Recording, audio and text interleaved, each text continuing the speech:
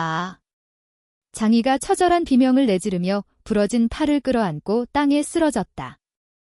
극심한 통증에 몸이 뒤틀리고 얼굴에는 식은땀이 비오듯 흘러내렸다. 내가 어떻게 감히 내 팔을 잘라낼 수가 있어. 장이는 잘려나간 오른팔을 바라보며 눈을 부릅떴다. 두 눈은 등불처럼 크게 벌어지고 입가가 파르르 떨리며 공포와 원한이 뒤섞인 빛이 서렸다. 하! 준수한 남자가 비웃듯 손을 가볍게 흔들자 엄지손가락만 한 작은 비검 하나가 허공을 맴돌며 그 앞에 멈춰섰다. 그는 장의의 비명은 무시하고 냉정한 목소리로 소녀에게 일렀다. 진호, 강호를 떠돌 때 가장 경계해야 할 것은 바로 인정이다. 적에게 인정은 곧 자신에게 잔혹함이다. 스스로 지킬 힘도 없다면 무슨 복수, 무슨 원한을 말하겠느냐? 네. 스승님, 제 잘못을 깨달았습니다. 소녀는 얼굴을 창백하게 하며 고개를 깊이 숙였다. 스승이 아니었다면 방금 전 이미 마도놈에게 인질로 잡혔을 것이다. 잘못을 알았으면 다음에 해야 할 일은 내가 굳이 말하지 않아도 알겠지? 소녀는 곧장 고개를 끄덕이며 장의를 향해 싸늘한 눈빛을 내리꽂았다. 장의의 동공이 수축하며 비명이 터졌다. 안 돼. 넌 나를 죽일 수 없어. 내 스승은 일월귀문의 백양자다. 나를 죽이면 일월귀문도 스승님도 절대로 널 가만두지 않을 것이다. 비열한 놈, 이제 정말 봐주지 않겠다. 소녀가 차갑게 내뱉으며 단척을 휘둘렀고 날카로운 칼끝이 장의의 목을 스치며 주동맥을 잘라냈다. 푹. 붉은 피가 분수처럼 솟구쳤다. 장의는 두 눈을 부릅뜬 채 원통함을 품고 쓰러지며 숨이 끊어졌다. 스승님, 도제가 그의 목을 베었습니다. 가르침을 청합니다. 소녀는 단척을 거두며 공손히 머리를 숙였다. 랭캥. 기주가 제자를 훈계함에 따라 제자가 추수거미의 절반을 깨달았습니다. 보상 5배 증가. 추수검의 25% 획득. 이런 것만으로도 거미를 깨우치다니. 검도의 천재가 따로 없구나. 준수한 남자는 피식 웃으며 소녀의 머리를 가볍게 두드렸다. 날 멍하니 쳐다보지 말고 어서 전리품이나 챙겨라. 아. 소녀는 즉시 장의의 시체로 달려갔다. 예리한 보도 한 자루를 줍고 그의 품에서 작은 주머니를 꺼냈다. 천이 좋아 보이자 곧바로 소중히 챙겨 스승에게 가져다 드렸다. 준수한 남자는 만족스럽게 고개를 끄덕이며 주머니를 열어보았다.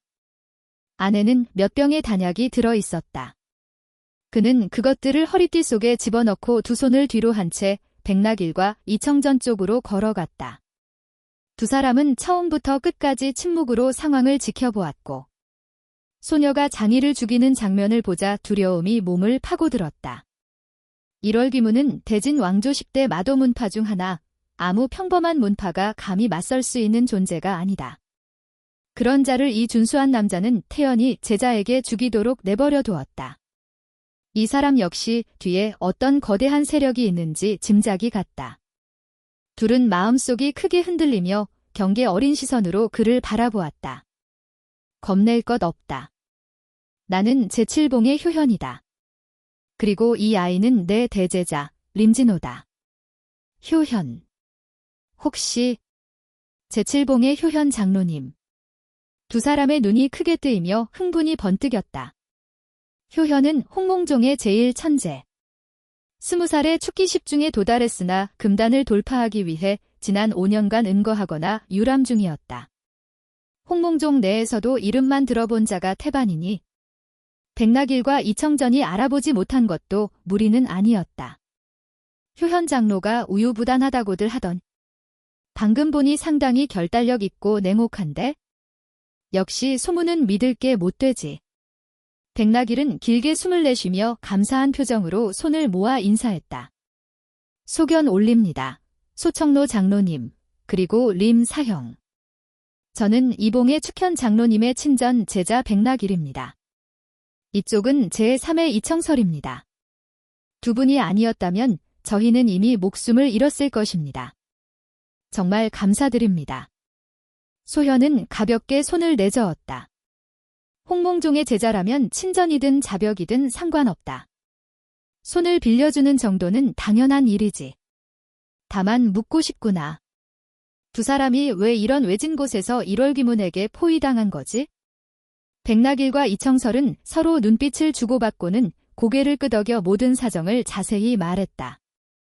이야기를 마친 뒤 백낙일은 품에서 천년 무심초 한 뿌리를 꺼내 공손히 바쳤다. 소청로 장로님, 이번 여행의 성과는 바로 이것입니다.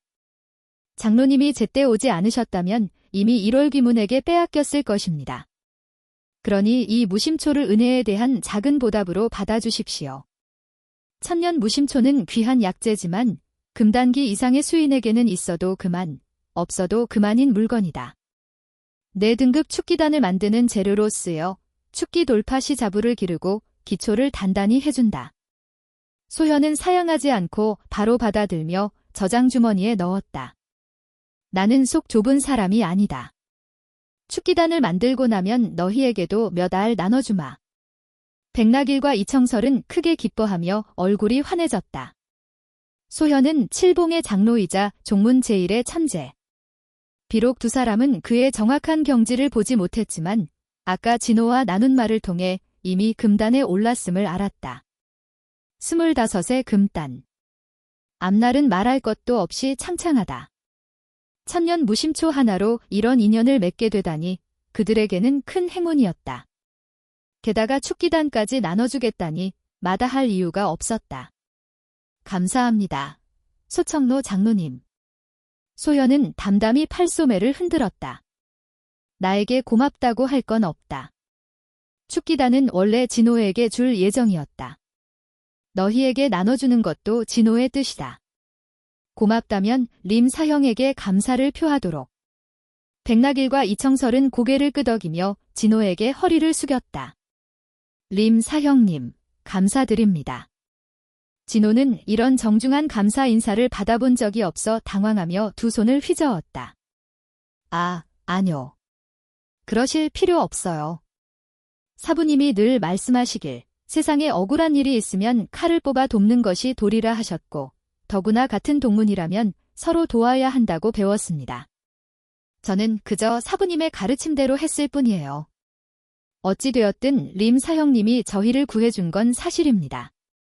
그 은혜는 잊지 않겠습니다. 백낙일과 이청설은 감사 인사를 반복했지만 눈빛 속에는 다른 감정이 스쳤다. 진호는 겨우 선천오중. 그런데 이런 평범한 경지로 종문의 첫 번째 천재에게 친전 제자로 선택되었다. 게다가 소청로 장로의 태도를 보면 만약 진호를 건드리기라도 하면 소청로 장로까지 상대해야 하는 셈이었다. 그래서 두 사람은 나이가 어리고 경지가 낮다고 해서 그녀를 얕볼 생각을 감히 하지 못했다.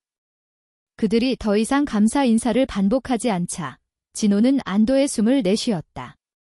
그저 세상 물정 모르는 어린 소녀로서 동문간의 정이라 여겼고 사부에 대한 존경심만 더 깊어졌다. 그리고 마음속으로 조용히 다짐했다. 반드시 열심히 수련해서 사부님의 기대를 저버리지 않겠습니다. 그나저나 소청로 장로님. 이번 하사는 무슨 일 때문입니까? 백낙일이 둘이 약간 지친 기색을 보이자 조심스럽게 물었다. 진호는 소현을 힐끗 살피고 나서 말했다. 사부님은 제 복수를 위해 내려오셨어요. 복수. 백낙일과 이청설은 놀라 눈을 크게 떴다. 진호는 고개를 끄덕이며 모든 사정을 말해주었다. 이야기를 들은 두 사람의 표정은 연민과 함께 더 깊은 존경으로 변했다. 사부는 무공을 가르치고 보물을 나눠주는 것뿐만 아니라 제자의 원한까지 직접 해결해주며 심지어 혼자서 라군종 전체를 상대할 정도로 무서운 결단력을 가진 사람. 소청로 장로님, 림 사형님에게 정말 잘해주시는군요. 내가 왜 소청로 장로님의 제자가 아니라는 거지? 두 사람은 서로의 마음을 읽고는 살짝 우울해졌다. 이미 축현 장로의 제자이니 어쩔 수 없지만 그렇지 않았다면 무슨 수를 써서라도 소현을 사부로 모셨을 것이다. 잘생기고 능력 있고 무공이 높고 제자에게도 지극정성인 사부라니 등불 켜고 찾아도 찾기 힘든 존재였다. 몇 사람이 잠시 이야기를 나눈 뒤 백낙일과 이청현은 곧 작별을 고했다. 그들은 소현을 매우 존경하고 감사하는 마음이 있었고 언젠가 기회가 되면 서로 자리를 바꿀 수도 있겠다는 생각도 없지는 않았지만 지금은 그럴 수 있는 처지가 아니었다.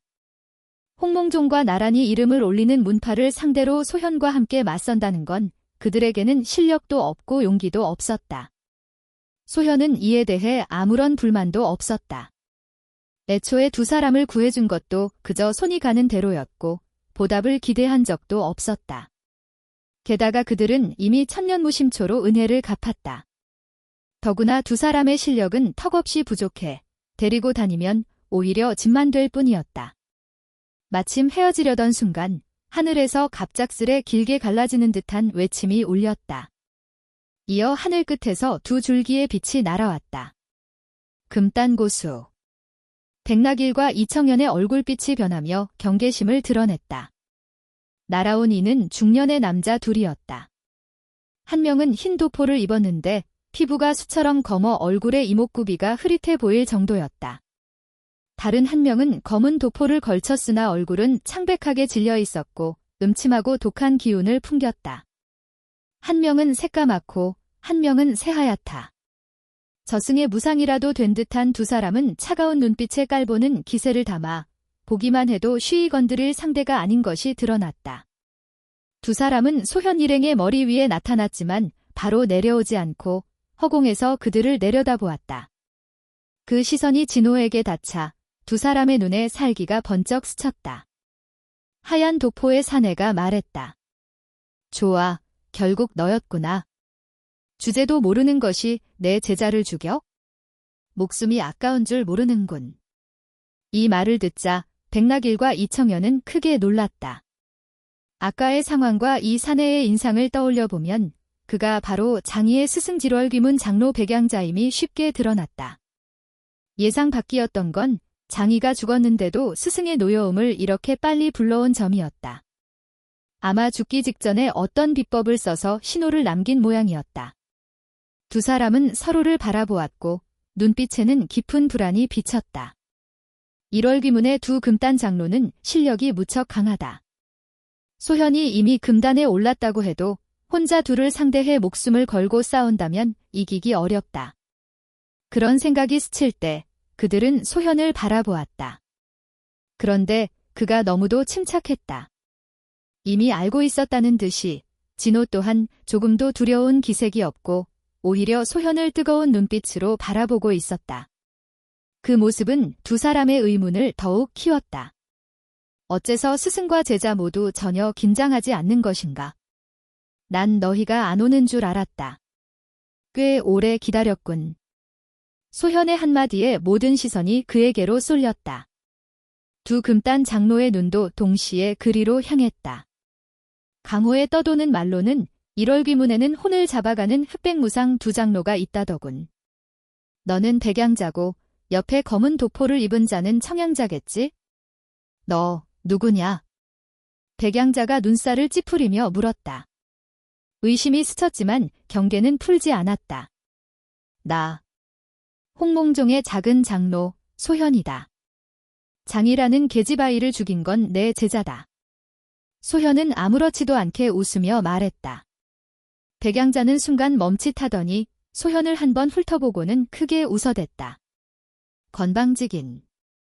겉보기엔 침착해서 대단한 줄 알았더니 고작 금단 초입이 아닌가. 사형, 정파놈들은 겉으로는 술을 숨기는 척 잘하잖아. 저 녀석도 겉만 덤덤한 척하지 속으로는 벌벌 떨고 있을지 모른다. 청양자가 비웃으며 거들었다. 소현은 가만히 그를 바라보며 미소만 지었다. 그 시선이 스치자 청양자는 저도 모르게 몸을 떨었다. 직감이 소리쳤다. 소현의 태연함은 허세가 아니다. 분명 무언가 숨기고 있다. 그는 더 이상 방심하지 않고 기운을 끝까지 끌어올려 금단 3중의 정점으로 실력을 밀어붙였다. 자, 내가 숨겨둔 마지막 수가 뭐냐? 꺼내봐라. 청양자가 차갑게 묻자 눈빛엔 살기가 흘렀다. 없는데. 소현은 툭 하고 내뱉듯 웃으며 말했다. 네, 이 말을 들은 청양자는 분노에 치를 떨었지만 어쩌지 못했다. 소현의 겉보기 실력은 분명 금단 초입에 불과했다. 이 정도라면 1월 귀문의 말단 장로나 상대할 수준이고 하물며 그는 이미 금단 3중에 이르렀다. 어디서 자신감이 샘솟는지 모르겠지만 내 놈이 얼마나 버틸 수 있는지 직접 확인해주마. 청양자가 외치며 몸을 번쩍 사라지게 하더니 눈 깜짝할 사이 소현 앞에 나타났다. 오른손이 손날로 변하며 소현의 정수리를 향해 내리그었다. 손날이 뻗는 순간 그의 손바닥에서 피비린내 나는 피단계가 폭발하듯 퍼져나가 허공을 붉게 물들였다. 진동하는 비린내가 차마 숨을 쉬기 어려울 정도였다. 그 모습을 본 백낙일과 이청현의 표정이 창백해졌다. 그 피단계. 독이었다. 소현 장로님, 피하세요. 조심하십시오. 두 사람은 다급히 외쳤다. 그러나 소현은 흔들림도 없이 그 자리에 서 있었다. 백낙일과 이청현은 어찌할 바를 몰라 발만 동동 굴렀고 청양자의 도끼 어린 손날이 그대로 소현을 향해 내려가는 것을 볼 수밖에 없었다. 청양자는 입꼬리를 비틀며 웃었다. 도망치고 싶어도 이미 늦었다. 피단계는 번개처럼 빠르게 뻗어 소현의 옷깃에 닿을 듯 접근했다. 두 사람이 절망하려는 그 순간 소현은 미소를 지으며 손을 들어 가볍게 앞으로 한 번 튕겼다. 슉! 가느다란 새하얀 실선이 번개처럼 하늘을 가르며 청양자를 향해 쏘아졌다. 푹! 거대한 머리가 허공으로 튀어오르며 피가 분수처럼 솟아올라 하늘가를 붉게 물들였다. 고요한 살림 속에서 그 참혹함은 더욱 또렷했다. 백낙일과 이청현은 말을 잃었다. 그들은 상상도 못했다. 소현이 단 한 번의 손짓으로 1월 귀문의 금단 장로를 목 베어버릴 줄은? 너무나 강력했다. 두 사람은 멍하니 소현을 바라보았다. 경외, 두려움, 충격말로 형용할 수 없는 감정이 뒤섞였다. 하늘 위에서 백양자는 입을 벌린 채 소현을 보며 넋이 나갔다. 스승님 최고예요. 진호는 박수를 치며 기뻐 날뛰었다. 쳇, 사악한 잡것들이란 건 참 오만해. 아까 그 기세를 보아하니 대단한 줄 알았더니 한 방도 못 버티는군. 소현은 청양자의 말투를 흉내내며 코웃음 치고는 허공에 떠있는 백양자를 향해 시선을 올렸다. 고작 금단 둘뿐이잖나. 하나씩 베어내는 것도 어렵지 않지? 정신을 차린 백양자는 이를 갈며 외쳤다. 내 놈, 실력을 숨겼구나. 겉보기엔 금단 초입이지만 방금 청양자를 베어낸 기세는 결코 그런 수준이 아니었다. 하하, 역시 사악한 문파는 껍데기만 보고 판단하는군. 돼지인 척하면서 호랑이를 잡는다는 말은 들어본 적도 없나? 소현은 비웃으며 진호와 두 사람을 돌아보았다. 봤지? 강호를 다닐 때는 자비를 베풀면 안 된다. 돼지 코스프레도 훌륭한 계책이란 말이다. 세 사람은 감탄하며 고개를 끄덕였다. 소현은 흡족한 듯 미소를 짓더니 진호를 보았다. 홍황 대륙은 끝이 없을 만큼 넓고 비법도 무궁무진하다. 진호야, 내가 장이를 죽일 때 주저한 탓에 더 강한 적을 불러들였다. 이번엔 스승이 처리했지만 다음에도 운이 따라줄 거란 보장은 없다. 앞으로는 일을 끝낼 땐 깨끗하게 마무리해라. 실상 소현은 이미 백양자와 그의 사형이 올 것을 알고 있었다. 장이가 마지막 순간 진호가 머뭇거리는 틈을 타 어떤 비법을 쓴 것을 그는 느꼈다. 그래서 일부러 막지 않은 것이다. 진호에게 강호의 냉혹함을 가르치기 위해. 진호는 아직 너무 순진했다. 언젠가 홀로 서야 하는 만큼 언제까지나 곁에서 지켜줄 수는 없었다. 기회가 있을 때마다 수련이든 강호 경험이든 가르칠 건 가르쳐야 한다. 진호는 얼굴을 붉히며 고개 숙였다. 제자, 스승님의 가르침을 명심하겠습니다. 백낙일과 이청현은 그 모습을 보며 감탄을 금치 못했다. 소현이 진호를 이토록 아끼는 줄은 꿈에도 몰랐다. 한편 버려진 신세가 된 백양자의 얼굴은 점점 일그러졌다. 그는 소현이 이렇게까지 거만할 줄 몰랐고 자신을 완전히 무시하고 있다는 사실에 분노가 끓어올랐다. 꼬마놈, 청양자를 죽였다고 세상 무서울 게 없어 보이냐?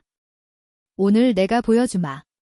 돼지가 호랑이를 잡는 계책 따위, 절대적인 힘 앞에선 한낱 허상일 뿐이다. 말을 끝내자 백양자의 온몸에서 살기가 폭풍처럼 솟구쳤다. 손목을 휘두르자 손바닥에서 피단계가 뿜어져 나오며 거대한 장인, 이 포효를 내지르며 소현 일행을 덮쳤다. 그 장인은 하늘과 땅을 갈라버릴 듯 엄청난 기세였다. 진호와 두 사람은 낮은 수련력 때문에 손만 스치기도 전에 몸서리칠 만큼 압박을 느꼈다.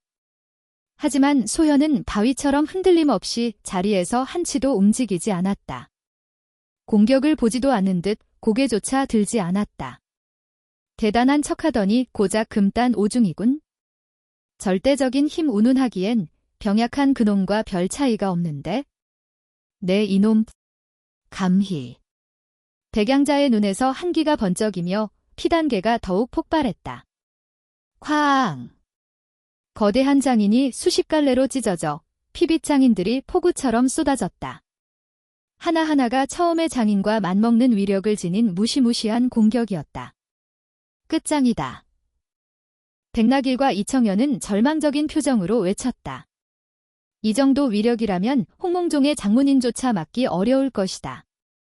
그런데 진호는 여전히 자신만만하게 소현을 바라보고 있었다. 소현은 두 사람의 외침에도 눈 하나 깜박하지 않았다. 그저 천천히 손을 들어 혈색 장인들을 향해 뻗었다. 청양자를 베어냈던 흰 실선이 다시 나타나더니 이번엔 흰 비단띠로 변해 피빛 장인들과 정면으로 부딪혔다. 쾅! 굉음이 귀를 찢는 듯 터졌고 피빛 장인들은 순식간에 흰 띠에 갈려 산산조각 났다. 어떻게? 대체 무슨 보물이기에? 내 절기를. 백양자의 얼굴이 잿빛으로 질렸다. 그는 흰 띠를 떨리는 눈으로 바라보며 중얼거렸다. 도저히 믿기지 않는 광경이었다. 그러나 그의 말이 끝나기도 전에 목덜미에 싸늘한 기운이 스쳤다. 슈팍. 벼락 같은 피화살이 그의 목을 관통했다. 피가 터져나와 가슴팍을 붉게 물들였다. 너 따위가. 백양자의 눈이 뒤집혔다. 그는 몰랐다. 젊은 이 남자가 이토록 강할 줄은? 금단 3중도, 금단 5중도 대진 제국에서 인류 강자라 불리는 경지인데 그런 존재가 고작 두 번의 공격에 쓰러질 줄은? 그러나 아무리 깨달아도 결말은 이미 바뀌지 않았다. 백양자의 눈이 암듯 어두워지더니 시신이 허공에서 곤두박질치며 땅에 쿵 하고 떨어졌다. 흙먼지가 사방으로 튀었다. 모든 것이 끝났고 주변은 서서히 고요해졌다. 백낙일과 이청현은 숨을 들이켤 수밖에 없었다. 귀신을 본 듯한 얼굴빛. 두 사람은 정말 믿을 수가 없었다. 소현, 소이투 휴연은 청양자라는 금단 3중을 한 번에 베어 죽였을 뿐 아니라 방금 백양자마저도 단 한 수로 끝내버렸다. 이건 도가 지나칠 정도였다. 그들의 시선에는 공포를 넘어 경외가 가득했다. 하지만 정작 소현은 처음부터 끝까지 태연함을 잃지 않았다. 마치 방금 베어 넘긴 것이 금단 2명이 아니라 길가의 잡초라도 된 듯한 모습이었다. 압도적인 기세. 그러나 그뿐이었다. 백낙일과 이청현은 마음속으로 연신 감탄하며 어느새 소현의 위상을 홍몽종문의 장문급 인물과 동급으로 끌어올렸다.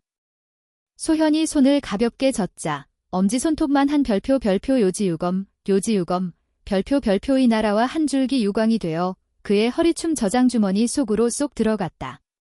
친호야, 전리품 챙겨라. 네, 스승님.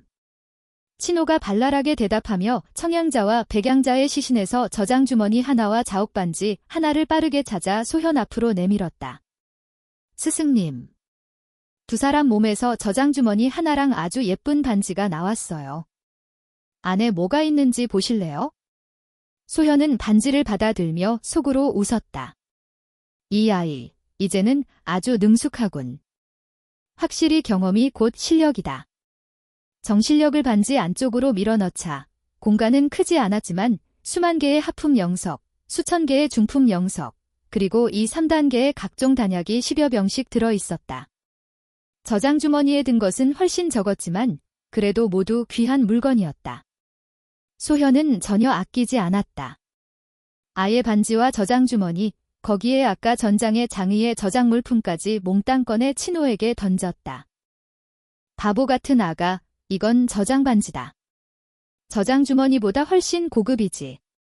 안에 든 영석과 단약은 많지는 않지만 너한테는 충분히 쓰고도 남는다. 잘 느껴보면 금방 알 거다. 친호는 멍하니 반지를 받아 들고 시키는 대로 정신을 집중했다가 안에 든 양을 보고 그대로 얼어붙었다. 수행계에서는 저장 물품이 흔하다고 해도 값이 매우 비싸서 웬만한 수련자는 저장주머니 하나만 있어도 감지덕지다. 하물며 이 저장 반지. 공간은 방 하나 크기밖에 안 되지만 금단급 수련자에게도 귀한 보물이다. 거기다 안에 빼곡한 자원들까지? 그런 걸 소현이 아무렇지 않게 친호에게 준다고? 백낙일과 이청연의 눈이 휘둥그레졌다. 심장까지 콩 하고 뛰었다. 전생에 림 3회 세상을 구했나? 아니고서야 어떻게 이런 스승을 만날 수 있나? 이건 반칙이다. 친호는 눈앞에 어마어마한 재산 앞에서 어찌할 바를 몰라 하며 급히 말했다. 스승님, 이건 안 돼요. 친호는 이렇게 많은 영석과 단약이 필요 없어요.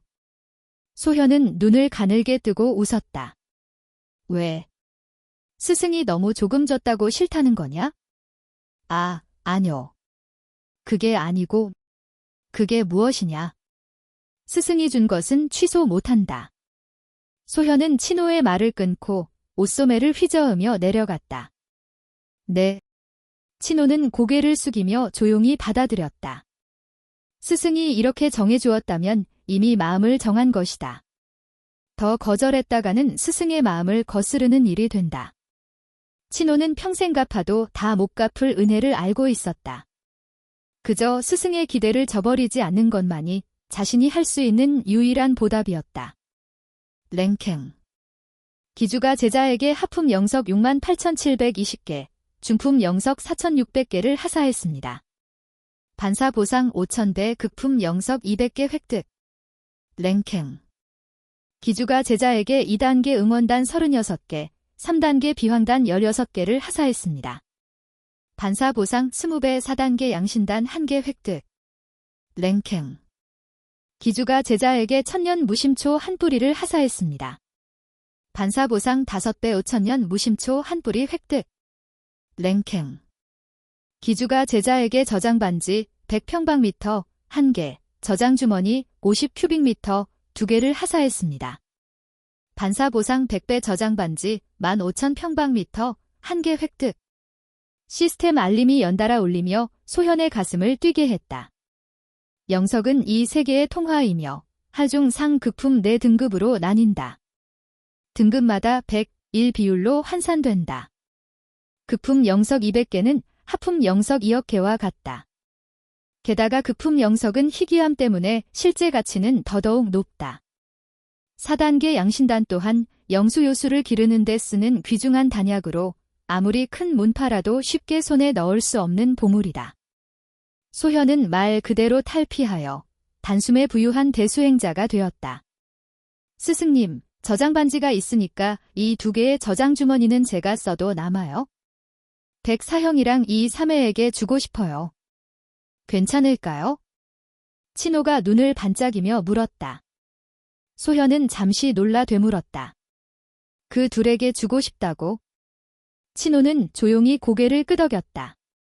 백낙일과 이청연도 감사한 눈빛을 보냈다. 소현은 고개를 끄덕이며 말했다. 동문끼리 돕는 건 좋은 일이다. 내 마음 씀씀이가 아주 자랑스럽구나. 전에 말했듯 스승이 준 것은 이제 너의 것이다. 줄지 말지는 내가 결정해라. 수행의 길은 혼자 갈 수 없다. 명성이 높아지면 위험도 그만큼 커진다. 도울 사람이 있다는 건 큰 복이다. 더구나 백낙일과 이청현은 제2봉의 전승제자로 미래에는 금단곳으로 자랄 인재들이다. 저장주머니 2개 정도로 그들의 호의를 얻을 수 있다면 남는 장사였다. 감사합니다. 스승님. 친호는 얼굴을 붉히며 달콤하게 웃었다. 그리고 백낙일과 이청현은 저장주머니를 받아 연신 감사 인사를 했다. 소현에 대한 존경은 더욱 깊어졌다. 이런 스승 아래 들어간다면 그야말로 삼생의 복이다. 랭캥. 기주가 제자에게 수행일수 300일을 주입했습니다. 반사보상 10배 3000일 수행 획득. 백낙일과 이청현과 작별한 뒤 3일을 길에서 달려온 끝에 소현과 제자는 마침내 홍몽종에서 만리 떨어진 나군종에 도착했다. 두 사제는 나군종 산 아래의 나군성에서 여관 하나를 잡았고 소현은 기다릴 것도 없이 친호에게 바로 전공을 시전했다. 이번 관정은 친호의 수련을 단숨에 련기 1중까지 끌어올렸고 소현은 시스템의 보상 덕분에 금단 6층을 돌파했다. 친호야, 이 기초 연단술 한번 봐라. 안에 단약에 관한 기본 지식이 많이 적혀 있다. 소현은 두툼한 비급 하나를 꺼내 친호에게 건넸다. 소현은 비록 수련 자질은 뛰어났지만 무기, 연단, 제기 등 다른 방면은 평범한 천재성만 있을 뿐 깊이 파고든 적은 없었다. 친호가 련기 1중에 오르자 비로소 단화를 일으켜 단약을 만들 수 있게 되었기 때문에 소현은 친호의 연단 재능을 시험해보고 괜찮다면 시스템의 보상으로 연단 실력을 빠르게 끌어올릴 생각이었다. 랭캥. 기주가 제자에게 기초 연단술을 하사했습니다. 반사보상 5배 진계 연단술 획득. 진계 연단술은 홍몽종 장경각에도 있는 평범한 비급이었기에 소현에게는 사실상 쓸모없는 보상이었다. 친호는 기초 연단술을 받아 훑어보더니 얼굴에 난처함을 띠었다. 스승님. 여기 적힌 건 것 보기엔 쉬운데 막상 아주 복잡해요. 친호는 잘 모르겠어. 스승님이 가르쳐 주시면 안 될까요?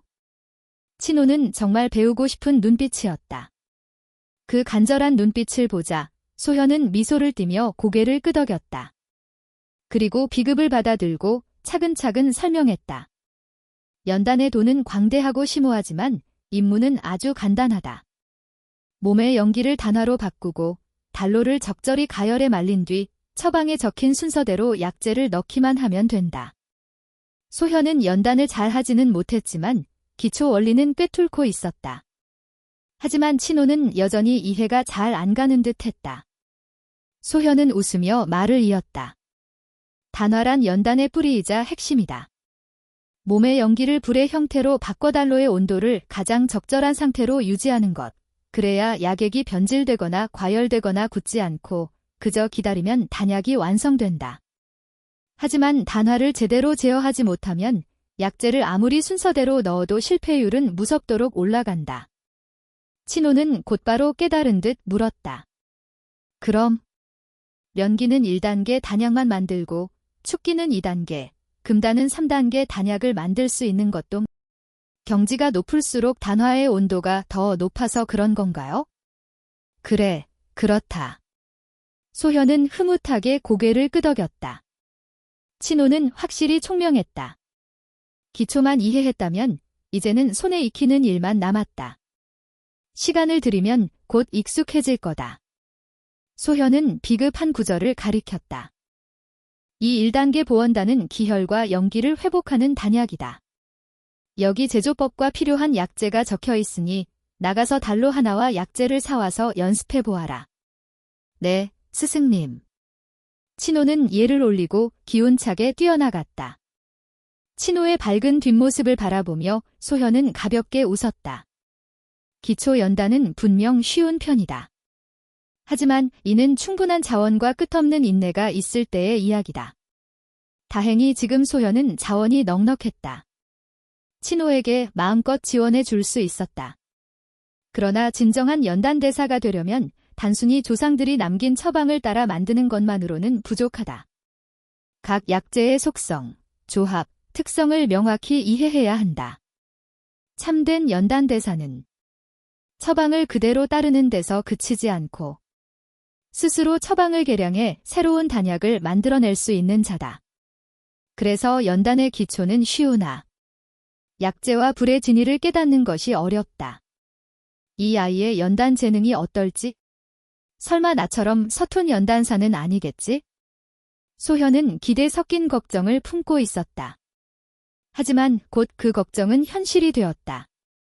친호는 단로를 연속으로 10개나 터뜨렸다. 소현은 인정할 수밖에 없었다. 친호는 연단 재능이 처참했다.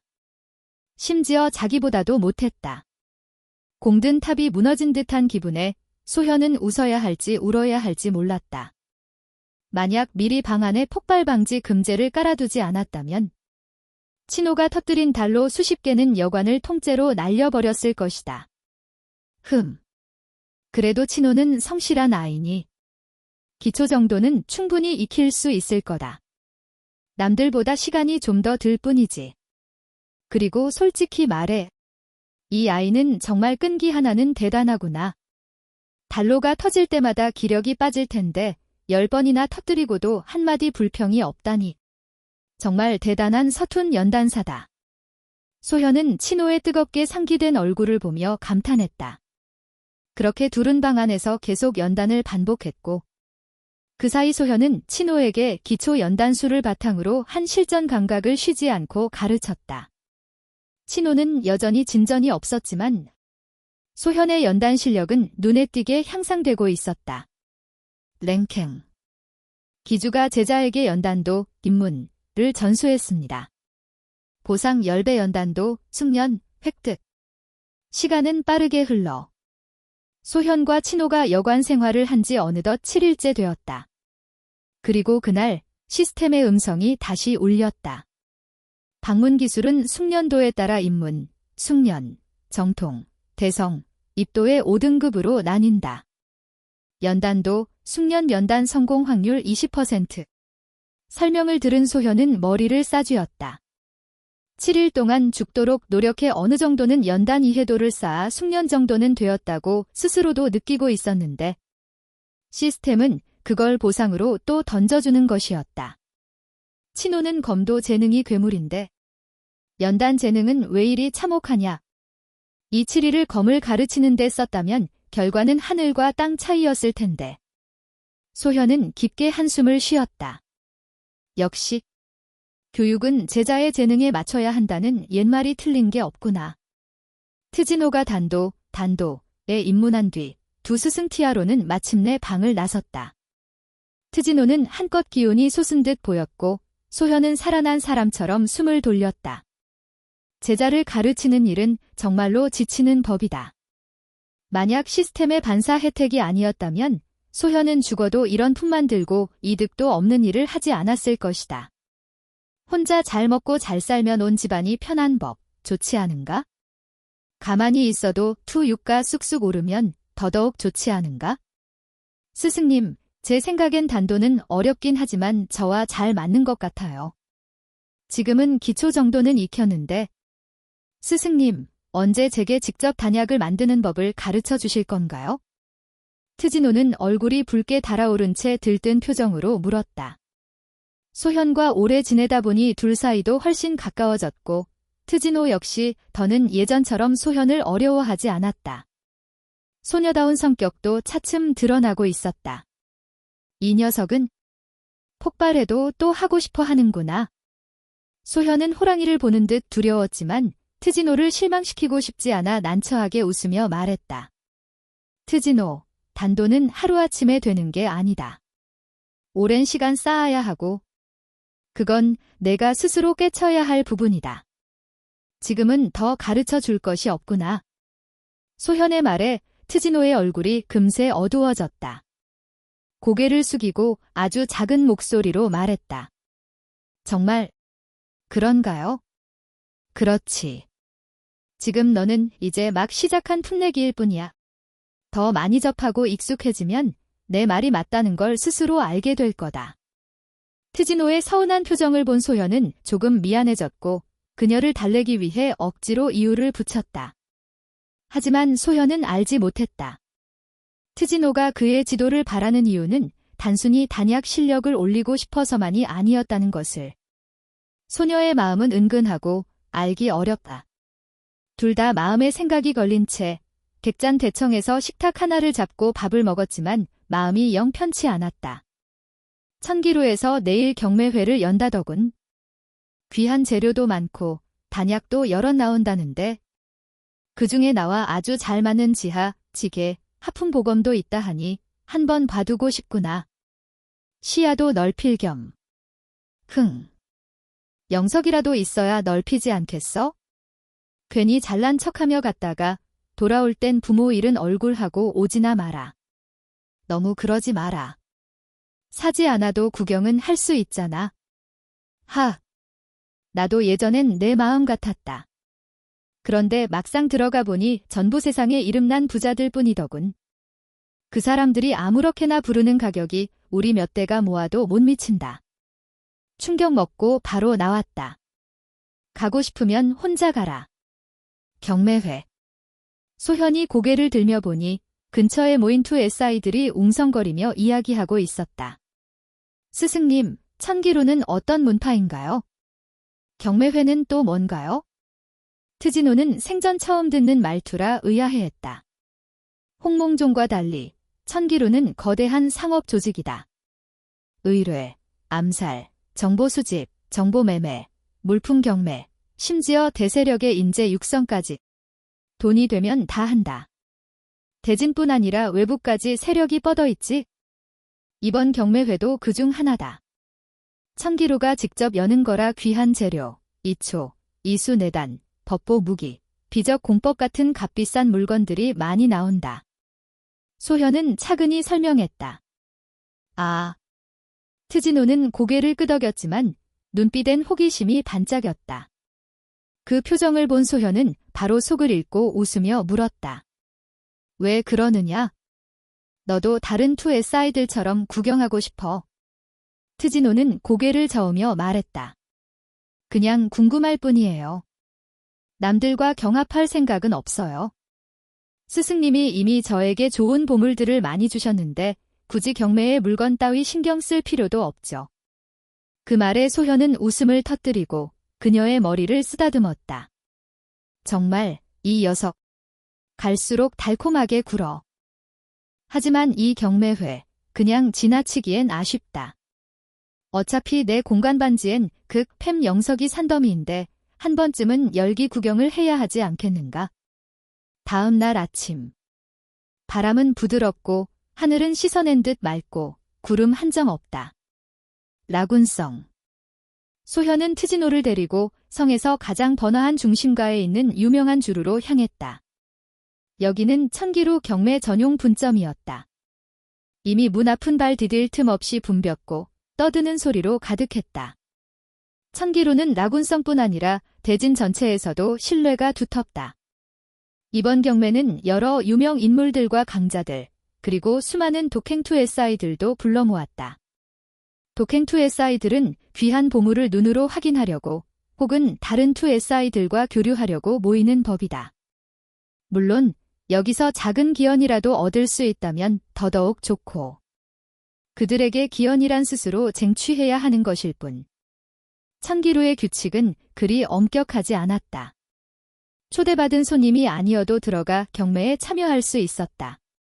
하지만 모인 사람들 중 내로라 하는 강자들도 많다 보니 평범한 투 SI나 잡것들은 감히 가까이 오지도 못했다. 그래서 밖은 시끌시끌했지만 안은 오히려 조용했다. 주루 안에서 소현은 비교적 한적한 자리에 앉아 트지노에게 녹차 한 병을 시켜주고 여유롭게 기다렸다. 경매는 곧 시작되었다. 한 아름다운 경매사가 무대 위로 우아하게 걸어 나왔다. 라군성 경매회에 참석해주신 모든 분들께 감사드립니다. 오늘은 총 36종의 물품을 경매에 올릴 예정이며 이 3급 단약 16종, 법보 무기 17종, 그리고 특별한 보물 3종이 준비되어 있습니다. 경매사가 등장하자마자 모든 시선이 그녀에게 쏠렸다. 부드러운 목소리에 독행투의 아이들은 눈을 반짝였다. 이게 천기루의 경매사인가? 채. 태도며 얼굴이며 정말 사람 홀리는군. 어려 보인다고 얕보지 마라. 저 아가씨 축기 오중이란 말도 있다. 말 실수했다간 내 입이 날아갈 테니 조심해라.